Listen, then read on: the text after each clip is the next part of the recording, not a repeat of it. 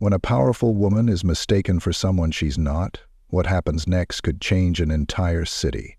Let us know in the comments section below where you're watching from today. The wheels of the black sedan glided to a smooth halt in front of the corner gas station, headlights washing over a dusty lot dotted with potholes.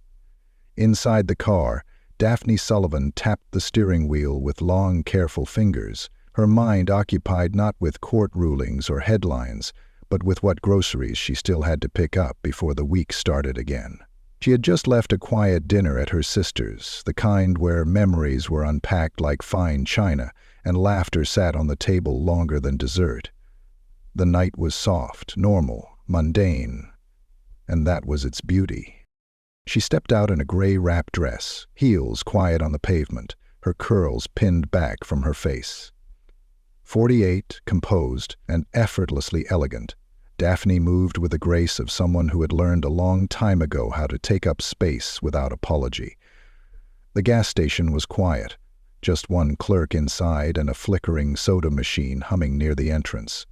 She reached for the pump, inserted her card, and let the nozzle click into place. Across the street, a police cruiser idled under the glow of a flickering street lamp. Inside, Officer Brent Halpern watched through squinted eyes, gripping the wheel like it owed him something. His partner, younger and less confident, sat beside him, scrawling on a phone and not paying attention. At least, not yet. "Look at that," Brent muttered, elbowing the younger cop. "See her?" The kid looked up briefly. "What about her?" Brent's lip curled. "Don't play dumb. She doesn't belong here, not dressed like that. What is she, scoping the place, waiting for a drop?" The younger cop shifted, uncomfortable. "She's just pumping gas." Brent was already reaching for the door handle. "Yeah, and I'm just making sure our streets stay clean." Daphne heard the cruiser door slam, but didn't turn. She was used to the subtle presence of law enforcement, escorts for events, polite nods outside courthouses. But this was different. This was not ceremony. This was something else. "Ma'am," Brent barked, approaching fast, boots loud in the quiet. "I need to see some ID." She turned calmly, brows lifted. "Excuse me?" "You heard me," he said. "Let's see it." "Is there a reason, officer?" "There sure is," Brent replied, narrowing his eyes. "You look like someone we've been tracking. Suspicious activity reported from this lot. You fit the description." "I'm just getting gas," Daphne replied evenly. "Then I'll be on my way." "Not until I see some identification," he snapped. She exhaled slowly, eyes not angry but tired.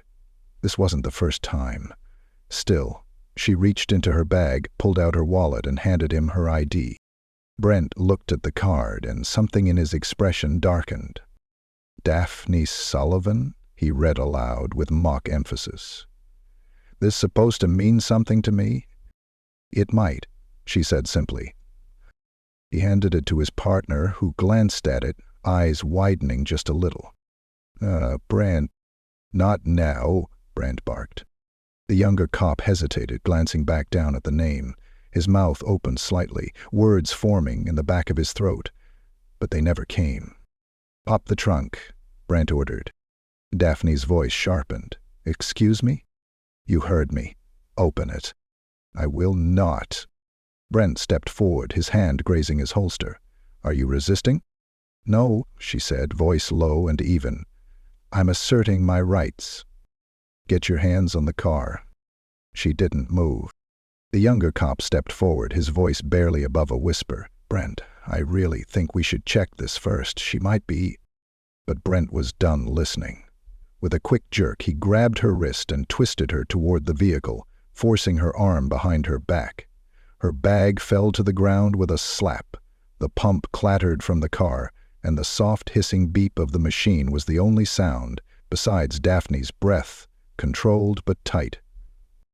"Sir," the younger officer shouted now, stepping in. "Wait, she's—" I said, "Stay back." Within seconds, the cuffs were on. Inside the gas station, the clerk stood frozen behind the glass, watching through wide eyes. a phone half raised to record but not yet moving. Daphne didn't resist. She didn't plead, but the look she gave Brent, steady, razor sharp, not with fear but with pity, struck something in him he couldn't explain. A twinge, a flash. But he pushed it down. "You have the right to remain silent," he started, dragging her toward the cruiser. The younger cop finally blurted it out. "She's the Chief Justice of the state." Brent stopped. "What?" The kid held up the ID again.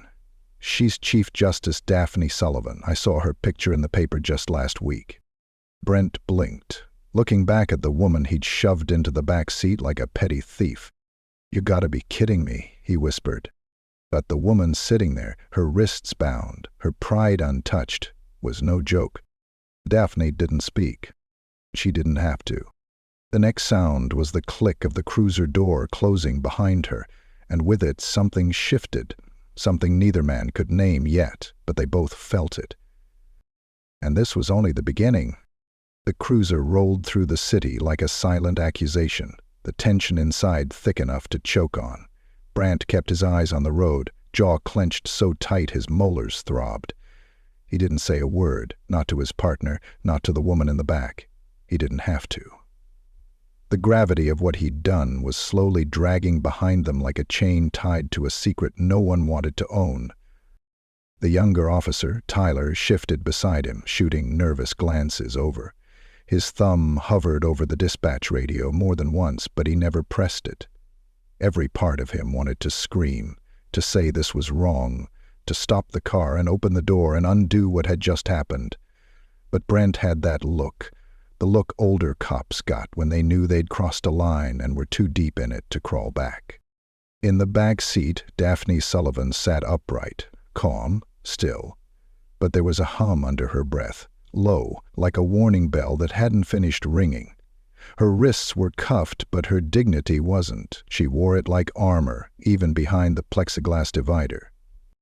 At the next red light, Tyler broke. "We can't book her," he said. Brent didn't respond. "Brent, she's the Chief Justice. The Chief. She's literally the highest legal authority in the state." "I know who she is," Brent growled. "Then why the hell are we still driving?" Brent's grip tightened on the wheel. His mind was racing. Press conferences, suspension hearings, maybe worse. His gut told him this wouldn't just be a story in the paper. This was the kind of mistake that could unravel a career, a department, even a city. "She wasn't wearing a badge," he muttered. Tyler stared at him. "So? Since when do you arrest someone just because they weren't wearing a badge?" "She didn't identify herself." "She didn't have to," Tyler snapped. "You cuffed a black woman at a gas station without probable cause. You escalated it over nothing, and now you're driving her in like it's routine?" Brent's hand shot up, silencing him. "We're not taking her in. We're going to the station so I can figure out what the hell to do." Tyler's mouth dropped open. "You're going to figure out what to do?" Daphne's voice drifted through the divider then, calm and razor sharp. "You might want to pull over, gentlemen. The longer this continues, the worse it will get." Brent flinched. Something about the way she spoke. It wasn't threatening. It was inevitable. "I don't need to threaten you," she added, as if reading his mind. "You already did that to yourself." The light turned green, but Brent didn't move. Horns blared behind them. He glanced up at the rearview mirror. Daphne's eyes met his, unblinking, measured. He pulled the car into a parking lot next to a shuttered DMV and cut the engine. Silence settled, heavy and unmoving. Tyler twisted in his seat. "We need to let her go." Brent didn't move. "You think this won't hit every news outlet in the country? She could be in front of a camera tonight if she wanted, but she's sitting there, letting you think, letting you decide whether you're going to destroy yourself or grow a spine." Brent's voice came out low. "You're new. You don't understand what happens when we backtrack, when we look weak." "What happens," Daphne interrupted, "is accountability. That's what happens, and it's long overdue." Tyler stared straight ahead now, afraid even to blink. The cruiser was still. The night was too quiet. I give you a choice, Daphne said, not because I owe you that grace, but because I want you to remember this moment. One day you'll realize this was the moment where the path split in two. Brent looked at her reflection in the mirror. Why didn't you say who you were?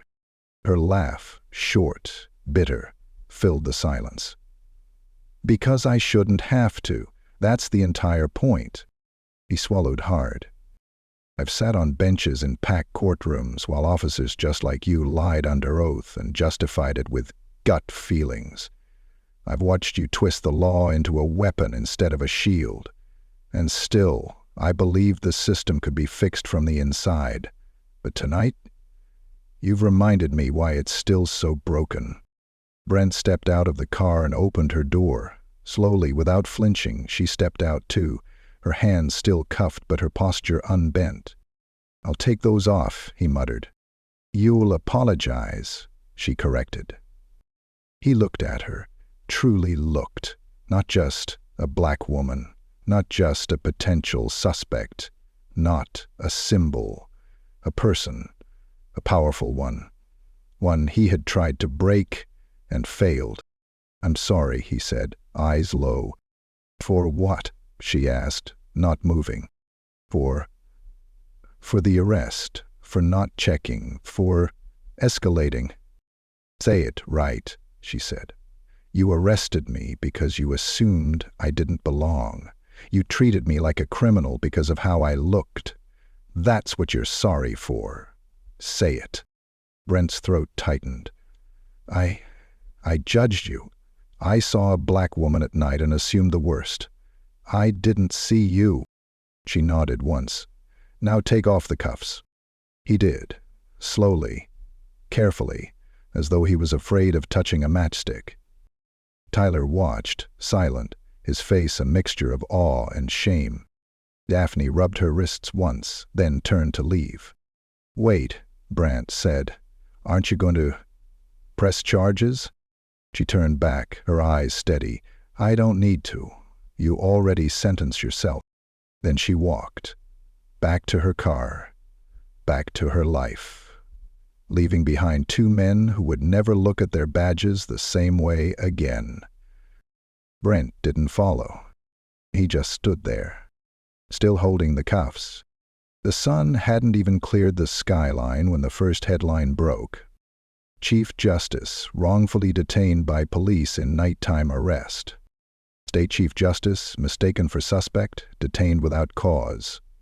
Justice denied, black woman in power still not safe from racial profiling. By noon, it was everywhere. Local networks, national broadcasts, think pieces, podcasts. The story spun faster than anyone could control, and it hit with the kind of force that breaks bones, not just reputations. At the state capitol, camera crews clustered outside the Supreme Court building like vultures sensing blood. Journalists clung to notepads and microphones, pressing against security barriers. Everyone wanted a comment, a quote, a moment of indignation or forgiveness, anything to punctuate the narrative with emotion. But Daphne Sullivan wasn't giving them that. Inside her chambers, she stood before a wide window, phone buzzing non-stop on the desk behind her. Her staff had begged her to make a public statement, to soothe the firestorm, to take control of the message. But she wasn't interested in managing optics. She was interested in truth. In her hand she held the same pair of cuffs Officer Halpern had placed on her wrists 2 nights ago. The department had returned them with an apologetic note, signed not by Brent, but by the precinct chief. No name. No apology spoken out loud, just a typed sentence. We regret the incident and will conduct a full internal review. Daphne held no delusions. She had been in enough courtrooms to recognize cowardice when it hid behind protocol. Across the city, in a police precinct that now felt more like a sinking ship than a place of law, Brent Halpern sat behind a closed office door, elbows on his knees, hands clasped together like he was praying. His badge sat on the desk in front of him, not suspended, not stripped, but heavy in a way it had never felt before. Tyler paced the small room like a lion in a cage. "They want a statement," Tyler muttered, shaking his head. "PR's on fire. Chiefs threatening to make an example. Protesters are already outside." Brent didn't answer. "She hasn't filed charges," Tyler said again, louder. "She could have. Everyone expected her to. Hell, the whole city's waiting for it." Still nothing. Tyler stopped pacing. "So what now? We pretend it didn't happen?" Brent looked up at him then. His face was drawn tight, like the weight of 100 headlines had crawled into his bones overnight. "She looked at me like I wasn't even a person," Brent said quietly. "Not out of hate, out of disappointment, like she'd already decided I was the exact thing she'd been fighting her whole life." Tyler sat down across from him. "Because you were.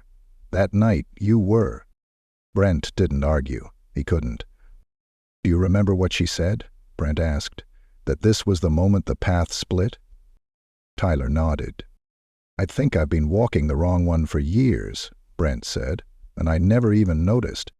Tyler studied him for a long time, then changed direction. "You still can." But outside those walls, change wasn't waiting. It was marching. The protest began small, a few voices, signs, and cell phone streams capturing outrage in real time. But by the second day, the crowd had grown thick and loud, pouring through downtown like a river of voices. Chants echoed off buildings. No justice, no peace. She could have been anyone. Fix the system, not the headlines. Daphne watched it unfold from her office, not with satisfaction, but with grief. She hadn't planned to become a symbol. She didn't want her name used as a hashtag or her face splashed across rally flyers. She wanted to do her job, to uphold the law, to believe in its promise. But the law had failed her, and that failure was louder than any verdict she had ever written. Her phone buzzed again. This time she answered. "Ma'am Sullivan," said a voice from the governor's office, formal and rehearsed. "We'd like to invite you to speak at the press conference tomorrow. We're coordinating a unified response, acknowledging the incident, affirming your leadership, reaffirming public trust." She didn't even let them finish. "Nope." The line paused. Sorry? I'm not here to clean up their mess. I'm not standing next to men in suits who only speak when they're forced to. Let them own what they've done." "Justice Sullivan, the city needs healing. It needs accountability more." She hung up. Later that evening, just before the courthouse closed its doors to the public, Brent walked up the steps alone. No uniform, no partner, no badge on his chest. Just a man in a gray windbreaker, carrying a thin envelope in one hand and a weight in the other that wasn't physical but far heavier. He asked to see her. The staff hesitated, but Daphne said yes. When he entered her office, it was as if the air shifted. Daphne didn't rise. She didn't offer him a seat. He didn't ask for one. "I resigned," he said, holding out the envelope. She didn't take it. "I don't need your resignation. It's not mine to accept." "It's not for you," he said. "It's for me." Daphne folded her hands. "And what do you want from me?" "I don't know," he said, voice rough. "To tell you I was wrong. To tell you I saw what I did, all of it, and I'm ashamed." She let silence settle between them. "Shame without change is just ego," she said softly. Brent nodded. "I know. That's why I'm not staying a cop." Daphne tilted her head, eyes narrowed. "You think walking away clears the slate? No, I think it clears the space for someone better." She studied him, not with forgiveness, not with warmth, but with something closer to recognition. "You'll have to live with what you did," she said. "I already do."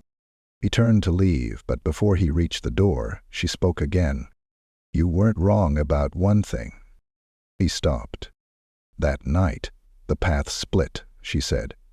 "Let's see where yours actually leads." He didn't look back. Didn't need to.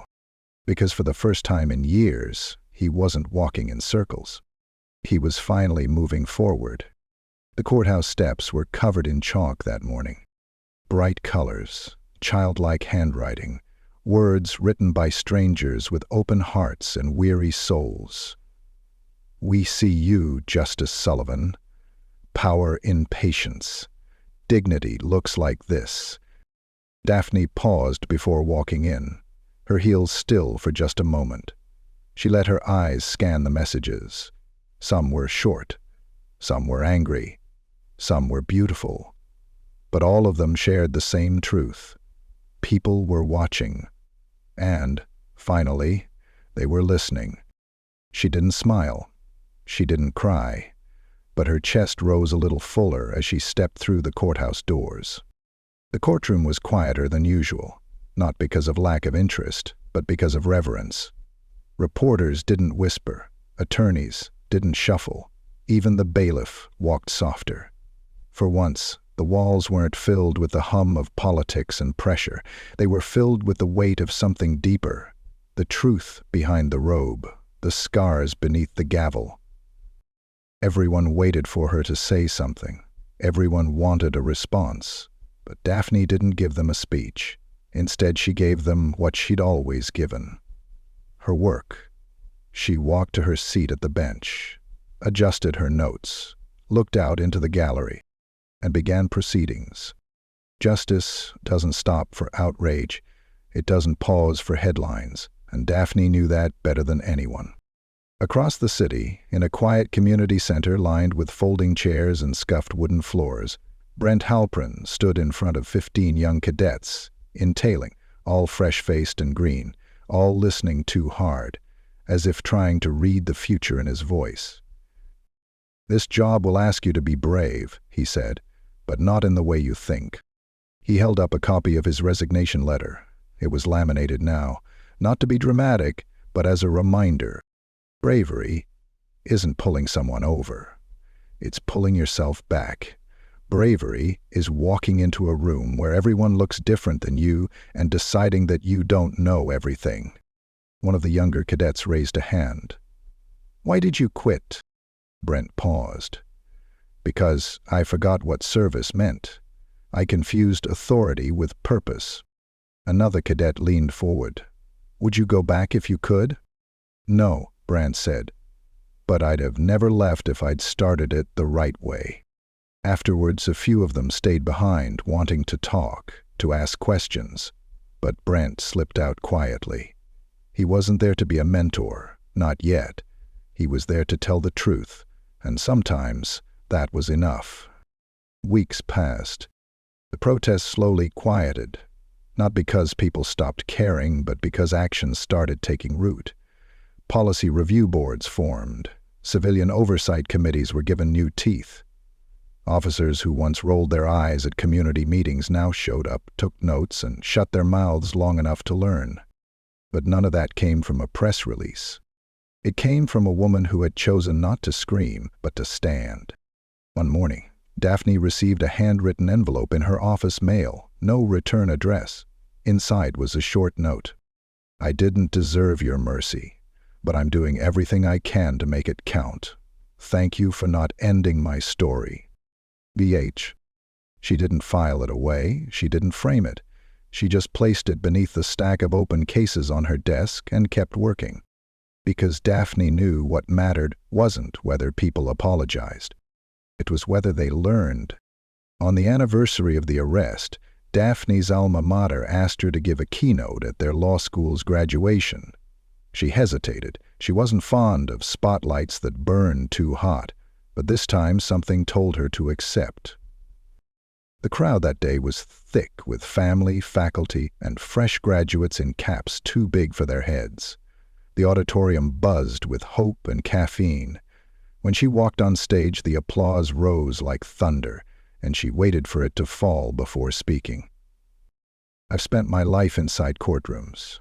I've seen what justice looks like when it works, and I've seen what happens when it doesn't. She looked around the room at all the young, nervous faces. You will enter a world that will question your worth before you even speak. A world that still treats skin like suspicion. But you're not here to be seen. You're here to see. She let the words hang. Don't forget what brought you here.